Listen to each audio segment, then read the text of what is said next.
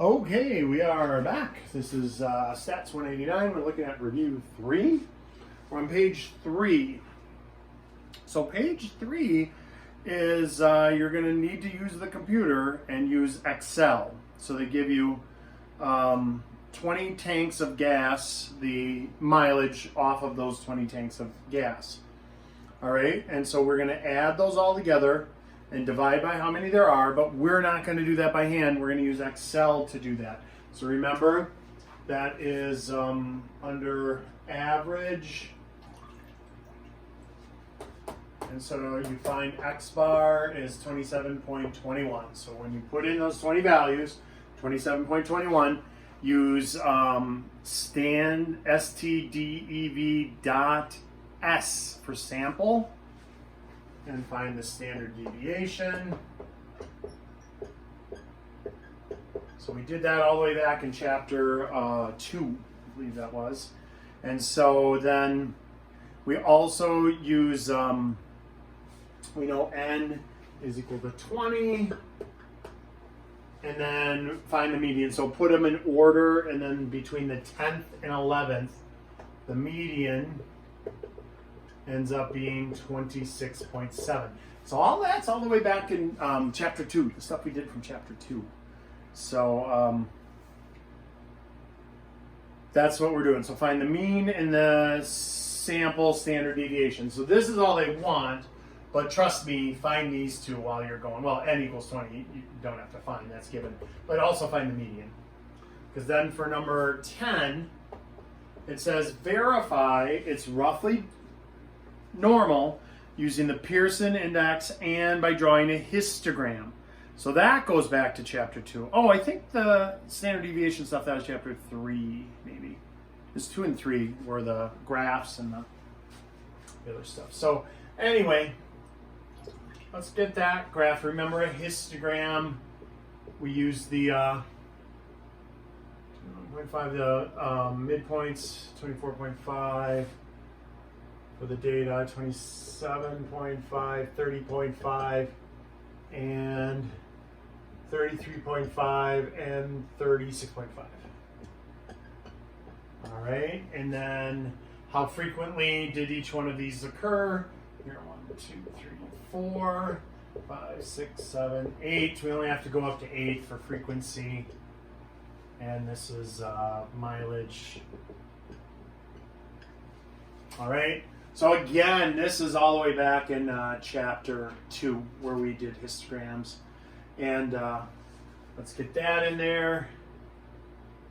4 and 8 and 6. And then there's 1 and 1. So there is a little bit of skew to this. You know, those ones, it would be nicer if one of those ones was here, and then it would be kind of perfectly normal. And so that's a little iffy. It looks like maybe there's a slight skew to the data. And so now the question is it so skewed that we shouldn't be able to build a confidence interval off of it or talk about, you know, probabilities and stuff? But that's why we do the Pearson coefficient. So the Pearson coefficient is equal to 3 times mean minus median divided by the standard deviation. So you do the mean minus the median divided by the standard deviation and then triple that. And basically it's considered normal as long as the Pearson coefficient ends up between 1 and -1. So the closer to 0, the better for the Pearson coefficient, the more normal it is. All right? So let's do that. Let's do that with our values. Pearson coefficient is going to equal 3 times. Now, you might notice I did median minus mean. It really doesn't matter which one goes first or which one goes second. I think on your review I did mean minus median, and the other time I did this kind of problem, I switched it around. Those are interchangeable because it's between positive and -1. So if you do median minus mean instead, it's just going to be negative or positive. You know, it doesn't matter which one. When I learned this, the professor just said the bigger one first and the smaller one second. So it doesn't matter which one. I'll keep it with mean and median. You can always go mean minus median is fine. 27.21 minus 26.7 over 2.833. Here, we'll just call it 2.83. I think I cut it off at 4 thousandths place. Good enough? All right? So the closer these are to each other, the closer to 0 that top number is going to be. And then we're going to triple it. And so that's how, remember, on a standard normal, mean, median, and mode are all in the same spot. So the Pearson coefficient was developed with knowing that in mind. So the Pearson coefficient, you do this, put this in your calculator, and we end up with 0.539. Well, that is between -1 and +1. So according to this, since it's between -1 and +1, we would say this is close to normal, based on the Pearson coefficient. Had this been 1.539, then we would say it's not normal, and you shouldn't build a confidence interval off of it, okay? So now, if you're freaking out because this is a lot of work to do on the test, don't worry about this. You've already been tested on histograms. I put it on the review so that you would know this wasn't just something we learned and then you throw away forever. If you had raw data in a smaller set, 20 isn't really a huge set, before you start building confidence intervals and doing statistical workups about it, you should check for normality. And this is one way, and this is another way. So the Pearson coefficient and the looking at a histogram to check normality are both good in concert with one another, because this wasn't very conclusive. Had this been over there, maybe we could have kind of skipped the Pearson coefficient because it looks close to normal. But since it looked like maybe there's a slight skew on the top end, that's why we wanted to do Pearson. All right? I think they also call it the Pearson index sometimes. So it's fine, either Pearson coefficient, Pearson index, either way. All right? Let's look at 11. Assuming the population is roughly normal, find 99% confidence interval for the mean gas mileage of the Hyundai Elantra. All right, so let's take a look here. What are we going to use? T distribution this time. Why T? Because we don't have the standard deviation of a population. We have the standard deviation of a sample. Whenever you have a standard deviation of a sample, you use Gosset's student T distribution. The story behind why it's called the student distribution instead of the Gossett distribution is he was a brewer working for a brewery, and he developed this distribution that worked better than the standard normal curve for smaller samples. And he wanted to publish it in the world of mathematics. And the brewery said, nope, that's our intellectual property because you work for us. And so he was slick and still published it, but not under his own name. He put it as the student distribution. And so that's the T distribution is sometimes referred to as the student T distribution or Gossett distribution, now that he's long dead. All right. So 11, let's take a look. We're going to put in all this information. So we already had the mean. That is 27.21. We found that, right? And we have to look up on the T distribution. They want a 99% confidence. And so now the question is, what's the degrees of freedom? We need degrees of freedom for this. So with 20 minus 1, 19 degrees of freedom, we're going to look up 99%. And I will show you how to do that on table F on your worksheet. Table F on the formula sheet. Confidence intervals, 99. And now we don't follow it all the way down to Z. We're not going there. We're going on here till you see 19. And so you see degrees of freedom is 19. Can you see that? I hope. In the video, yeah. And then we follow it over to 99%. That is where the 2.861 comes from. The most common error on a problem like this is that students accidentally use Z instead of T, so they use the wrong score there. And it just puts it off just a little bit, all right? And then everything else we already have. So S, we did that on Excel and got 2.833614. Oh wait, we were gonna just go to thousands. So 2.834. And I think that's everything we need, right? N we already had. Oh, we did write it down, but I'll write it down. N is 20. So now it's plug and chug. So you take these values, plug it into this formula. So we get, what do we get? 27.21 minus 2.861 times 2.834 divided by the square root of 20, which is going to be less than mu, which is going to be less than 27.21 plus the margin of error. And again, what is the margin of error? That's this number that we're going to calculate right here. That's the same. All right, so instead of writing it out twice like I did on the formula up here, this is just the margin of error, and it's the exact same as this. So when you figure this out first, and then you just write it down twice.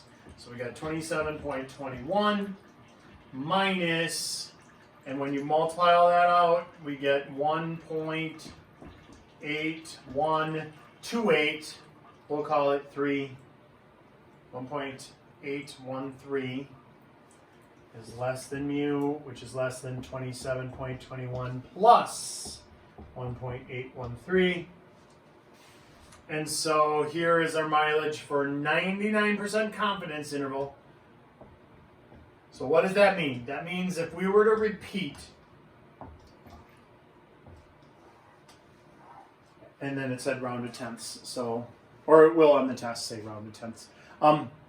So if we were to repeat this experiment 100 times, 100 different times, I collected the average mileage on a tank of gas, 20 tanks of gas. I did that 100 times. 99 out of the 100 would actually contain the true mean, and so it trends towards 99%. So we can't talk about this one. This could be the one out of the 100 that didn't work. So you can't say, oh, I'm 99% sure that captures the mean. That would be an incorrect statement. With confidence intervals, it's if you replicate it out many, many times, it will capture the true mean 99 out of 100 times, so the 99%. So it is likely the true mean is in that interval, but we can't speak specifically about that interval. We can just only speak about generalizations, okay? All right, so let's look at the next one. Use this mileage data to determine a 95% confidence interval for the proportion of launcher fill-ups that result in mileage less than 28. Oh no, and so I've had students come back on number 12 and put not enough information. But there is, because you have eyes on the raw data yourself. And so you look up at that raw data, they want to know, what do they want? 95% confidence interval for less than 28.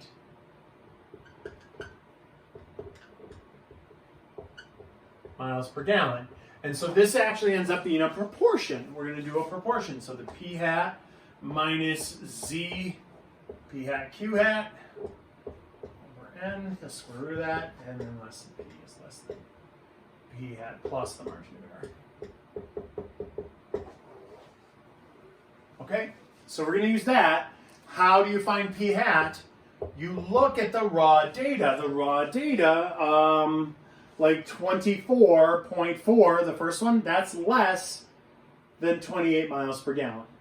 26.6, the bottom of the first row on the actual problem, is less. So you count those up, and it turns out 12 of them, 12 times the mileage was under 28 miles per gallon.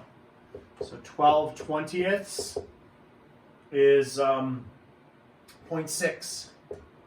And that means Q hat is 1 minus 0.6, that's 0.4. All right, so we have P hat, we have Q hat, we have N. You look up Z for 95%, that's 1.960. We get to use Z. That question came up. It was a good question when I worked this out in class. A student said, hey, what about, why don't we use T again? Because it's off of a sample. Well, no, now it's a proportion. Remember, proportions, we always get to use Z with proportions. So Z is back in business. All right? So then let's pop them in there. We've got 0.6 minus 1.960 times 0.6 times 0.4 divided by 20. And then that's less than P, which is less than 0.6 plus a margin of error, which is just this again. So you multiply all that out and subtract it. Oh, here, I didn't multiply it out. Let me put down the margin of error.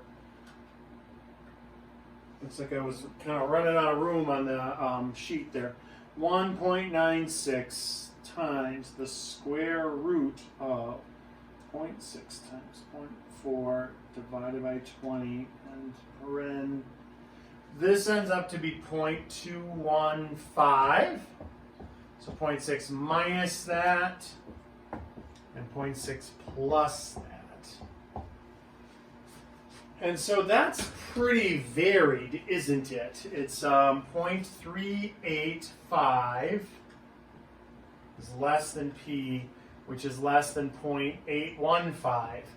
So that doesn't tell us too much, does it? When it's spread out to 39% to 82% of the time, that's a lot. You know what I mean? That didn't really narrow much down there. So 95% confidence that the proportion will be in this, 40% to 82%. It's not telling me much. That's a pretty big range. All right? Okay, so let's look at 13.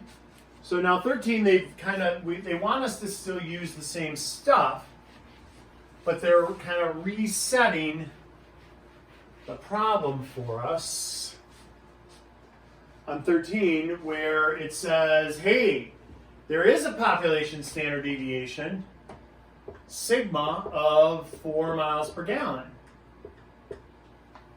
And now what if we want the error to be no more than 2 miles per gallon? How many times do we have to do this? And so the error is the same as the margin of error. I call it mole margin of error. They're just calling it error. But it doesn't matter because we're using this formula now. N is equal to Z sigma over E quantity squared. And so for what percent? 99% confidence. So that's where the 2.576 came from. So we got 2.576 times 4 over 2 quantity squared. Don't forget to square that thing. So we get 26.543. So you'd have to do that 27 times, like 27 trials. And so by a trial, one trial is keeping track of 20 miles per gallon. So that would probably take some time if you drive as little as I do. So, okay, let's take a look at 14. A sample of 25 novels has a standard deviation of 9 pages. Find the 95% confidence interval of the population standard deviation. Again, we did this already. We did the standard deviation of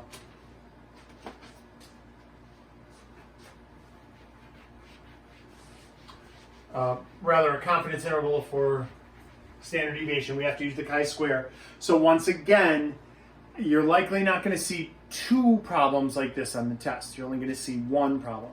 So number 14 is identical to number 7. Number 7 and number 14 are the same formula, same problem, just different numbers. I guess kind of a different take on it. So this one I'll do a little faster. Chi-square, and that's right. Sigma is less than S squared, chi-squared left.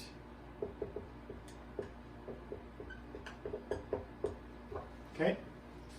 It is pronounced chi, like it's K. You know, it looks like chai. It's chi-square. So let's put in this stuff here. 25, N is 25, S is 9, and they want 95% confidence. Ooh, that is different. So let me show you. That's tough because it's skewed, remember? So we've got skewed, and now we've got the middle 95%, which only leaves 5% left over, which we cut into two pieces. So that's 2.5%. So 2.5 here and 2.5 here. And what we end up looking up is actually then 97.5 and 2.5. So we're going to look up 0.975 and we're going to look up 0.025 when we look up our chi-square numbers. So let's put the stuff in. We got 25 minus 1 is 24. And 9 squared over some number we're going to look up.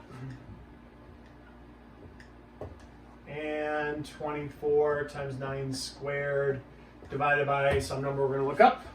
And so let me show you how to look those numbers up again on the chi-square.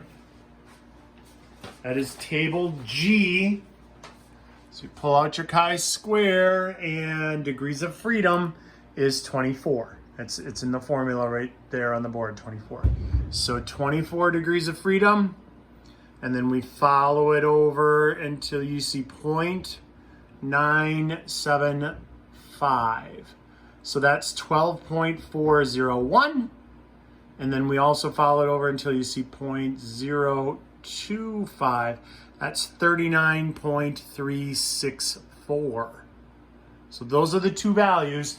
You're going to take the 39 and put it on this side. The bigger number always on the left denominator. 0.364 and 12.401.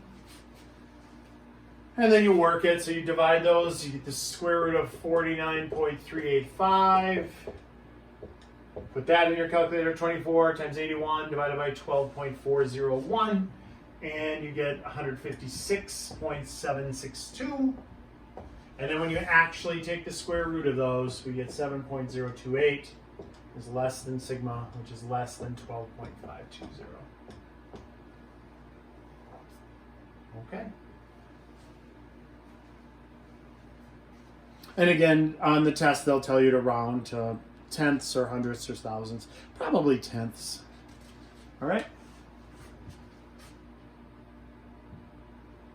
So again, there won't be one like number 7 and one like number 14 on the test. So that was page 3. The next video will be page